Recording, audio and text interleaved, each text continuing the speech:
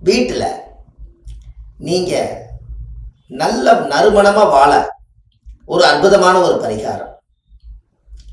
அதாவது நம்ம வினையை தீர்க்கக்கூடியவர் விநாயகர் தான். ஆனால் உங்கள் வீட்டில் ஜனங்களெல்லாம் நம்ம சொல்லதெல்லாம் சந்தோஷ மகிழ்ச்சியாக வாழணும்னா என்றைக்குமே வெட்டி வேரில் ஒரு விநாயகர் செஞ்சு பூஜை அறையில் வச்சு நீங்கள் சாமி கும்பிடுங்க. உங்களுக்கு எந்த பிரச்சனையாக இருந்தாலும் குடும்பத்துக்குள்ள அந்த தோஷத்தை நிவர்த்தி பண்ணும். உங்களுக்கு ஒன்று தெரியுமா?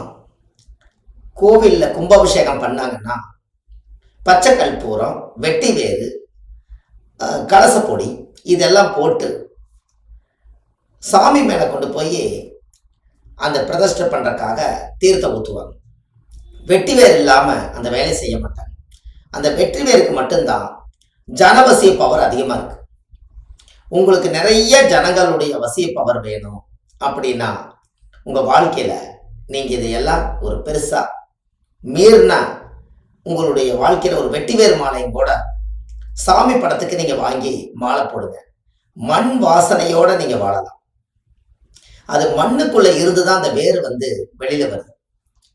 அதை நீங்கள் கண்டிப்பாக அது தெரிஞ்சுக்கும் போது உங்கள் வாழ்க்கை இன்னமும் நல்லா இருக்கும்.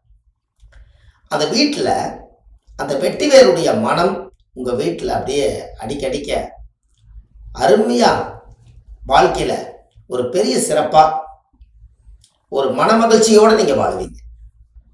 இதை நீங்கள் செஞ்சு பாருங்கள்.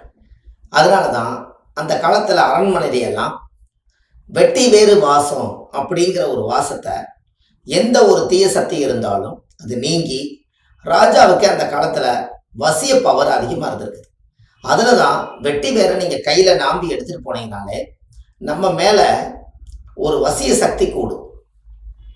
நீங்கள் ஒரு பர்ஸ்லேயோ அல்லது உங்களுடைய பேக்கிலையோ வெட்டி வேற நீங்கள் வச்சுக்கங்க.